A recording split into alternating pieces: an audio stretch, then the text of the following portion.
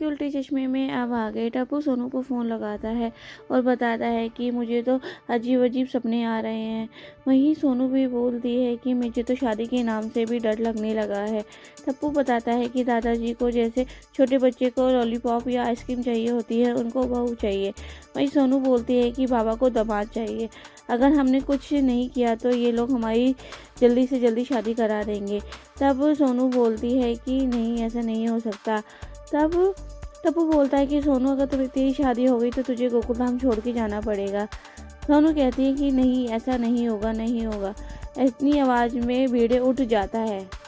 भिड़े माधवी को कहता है कि मुझे लग रहा है कि सोनू किसी से बात कर रही है। तब माधवी बोलती है कि सो जाओ, ये आपका वहम होगा। पर भिड़े फिर भी चेक करने जाता है सोनू के कमरे में, पर सोनू सोई होती है। और सोनू जैसे ही सोने का नाटक कर रही होती है तभी उसे टप्पू का फ़ोन आ जाता है। वो भिड़े पूछता है कि सोनू, ये किसका फ़ोन आया है?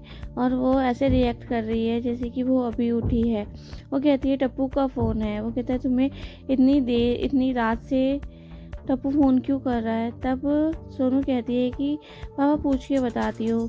तब भिड़े उसके हाथ से फ़ोन ले लेता है और खुद बात करता है टप्पू से। पूछता है कि तुम इतनी रात को सोनू को फ़ोन क्यों कर रहे हो? तब टप्पू कहता है कि भिड़े अंकल, मुझे नींद नहीं आ रही थी, इसलिए मैंने सोनू को फ़ोन लगा दिया। तब भिड़े कहता है कि अगर तुम्हें नींद ना आए तुम मुझे कॉल करना, ठीक है? इतनी रात को फ़ोन रखो और सो जाओ। तब वो फ़ोन काट देता है और सोनू को बोलता है कि अगर इसका फ़ोन आए तो काट देना। सोनू को इतना कह के भिड़े चला जाता है और सोनू सो जाती है। भिड़े माधवी को जाके बताता है कि मेरा शक सही निकला, सोनू टप्पू से ही बात कर रही थी। तब माधवी बोलती है फिर क्या हो गया, वो दोनों बेस्ट फ्रेंड है, दोस्त हैं, तो वो बात कर सकते हैं। भिड़े कहता है इतनी रात को। माधवी बोलती है आप क्यों शक कर रहे हो? आपने देखा है टाइम कितना हो गया, जाकर सो जाओ। और वो भिड़े को डांटती है कि जाके सो जाओ, अब उठना मत और किसी को उठाना भी मत। भिड़े डर कर सो जाता है। नेक्स्ट डे दिखाया जाता है कि भिड़े सुविचार लिख रहा होता है और जेठालाल अपनी बालकनी में सूर्य भगवान को जल अर्पण कर रहा होता है और वो सोचने लगता है कि मेहता साहब ने तो कह दिया कि इस मामले में बापूजी को ही समझना पड़ेगा कि अभी हमें टप्पू की शादी नहीं करानी चाहिए। क्यों, अब वो कैसे समझेंगे? हमें खुद समझाना पड़ेगा या वो खुद समझ जाएंगे? अब मैं क्या करूं? जैसे ही वो ऐसी विचार कर रहा होता है तो वो देखता है कि नीचे भिड़े जा रहा होता है। भिड़े को बोलता है कि भिड़े गुड मॉर्निंग, कोई टेंशन में हो क्या? वो कहता है नहीं, टेंशन का बाप ही मुझसे पूछ रहा है कि टेंशन में हो। तब जेठालाल बोलता है कि भिड़े अगर कोई टेंशन में हो तो बताओ क्यों? जैसे दुख बांटने से कम होता है वैसे भी टेंशन बताने से कम हो जाती है। भिड़े बोलता है कि नहीं, कोई टेंशन नहीं है। भिड़े ये बोलकर चला जाता है और जेठालाल भी अपने अंदर चला जाता है। भिड़े अपने घर पहुंचता है जहां माधवी अपने बालों में ऑयल लगा रही होती है। वो लोग कुछ अच्छी बातें करते हैं और एक दूसरे के साथ क्वालिटी टाइम स्पेंड करने लगते हैं।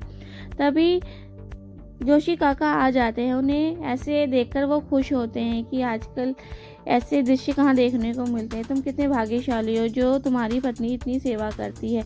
तब भिड़े कहता है हाँ, ये बात सच है कि माधवी मेरा बहुत ख्याल रखती है। जोशी काका भिड़े को बताते हैं कि मैंने जिन भी परिवार को सोनू बिटिया की फ़ोटो दिखाई है उन सबको वो पसंद आई है। मैंने सोनू का बायोडाटा और कुंडली भी दे दी है, अब देखो आगे से क्या रिस्पॉन्स मिलता है। ये बात सुन के माधवी और भिड़े बहुत खुश हो जाते हैं। तभी सोनू आती है। सोनू जोशी काका को देखकर बहुत ज़्यादा परेशान हो जाती है कि फिर जोशी काका सुबह सुबह आ गए, अब ये फिर मेरी शादी की बात करेंगे। और वो फिर से शादी की बात करने लगते हैं। तब भी सोनू बोलती है कि मुझे अभी शादी नहीं करनी। वो अपने बाबा को समझाने की कोशिश करती है। तो जोशी काका कहते हैं कि हम सब प्रवासी हैं, हमें सही टाइम पे बस पकड़ लेनी चाहिए। तब सोनू बोलती है कि हमें प्रवास कहाँ से शुरू करना है ये भी हमें पता होना चाहिए। अभी जब हमें गुजरात जाना हो तो हम बंगाल की गाड़ी क्यों पकड़ेंगे? तब भिड़े बोलता है कि तुम्हें गुजरात ही क्यों जाना है? तब माधवी बोलती है कि सोनू सिर्फ एग्जाम्पल दे रही है। तब भिड़े कहता है कि बेटा चाहे कुछ भी हो, लड़की को शादी करके जाना ही पड़ता है अपने ससुराल।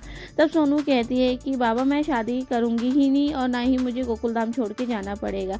पर वो कहता है कि बेटा ऐसा नहीं होता।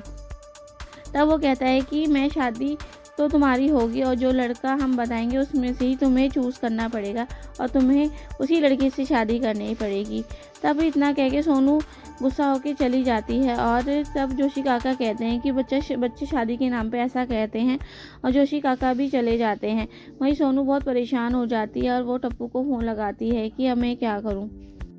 सोनू टप्पू को फ़ोन लगाती है और बताती है कि आज जोशी काका फिर आए थे, वो फिर शादी की बात कर रहे थे। अब मैं क्या करूं, मुझे समझ नहीं आ रहा। टप्पू बोलता है मेरा भी यही हाल है सोनू, यहाँ पे फिर कांजी काका आ रहे हैं। और इतने में दादाजी टप्पू को बुलाने लगते हैं। टप्पू फ़ोन कट कर देता है, कहता है कि सोनू मैं बाद में बात करता हूँ, दादाजी मुझे बुला रहे हैं। जेठालाल के घर कांजी दादा आ जाते हैं और जेठालाल बोलता है कांजी दादा आपकी तो बड़ी फास्ट सर्विस है, आप कल ही तो आए थे, आज आप फ़ोटो लेके भी आ गए।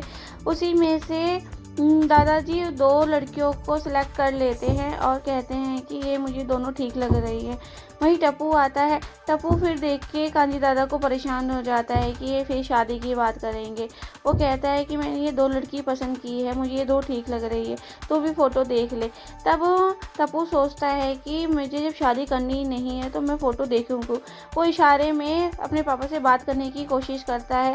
जेठालाल भी कहता है कि टप्पू मन में कहता है कि अगर टप्पू ने शादी करनी ही नहीं है तो वो फ़ोटो क्यों देखेगा। कांजी दादा उसे बोलते हैं कि सिर्फ शादी तो करनी है। तब टप्पू कहता है शादी गुड्डी गुड़िया का खेल नहीं है कांजी दादा, किसी के साथ पूरी ज़िंदगी बितानी है, मैं ऐसे कैसे किसी के साथ भी ज़िंदगी बिता सकता हूँ। तब कांजी दादा बोलते हैं बेटा देख, ये कौन से तेरी कल शादी हो जाएगी, पहले तेरी सगाई होगी, फिर तो उससे मिलना, तुझे उससे समझना, उसके बाद तेरी शादी होगी, इतनी टेंशन मत ले, तू हाँ कर दे। और बापूजी भी इस बात को बार बार बोलते हैं कि टप्पू तेरी शादी होके रहेगी। और टप्पू बहुत परेशान है। एपिसोड यहीं ख़त्म होता है। आगे के एपिसोड के लिए सब्सक्राइब कीजिए, लाइक कीजिए, कमेंट कीजिए। Thank you for watching.